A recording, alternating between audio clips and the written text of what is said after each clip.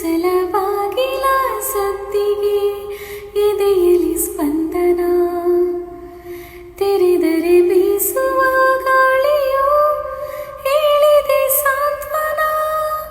ಓ ನನ್ನ ವಿರವು ನಿನ್ನಿಂದ ಇನ್ನೂ ಚಂದ, ವಿವರಿಸಲಾರೆ ಎಲ್ಲನ ದೂರದಿಂದ. ನೆನಪನ್ನು ರಾಶಿ ಹಾಕಿ ಎಣಿಸುತ್ತ ಕೂರಲೇನು, ಕನ್ನಡಿಯಲಿ ನಾ ಹುಡುಕಲಿ ನಗುವೊಂದನು.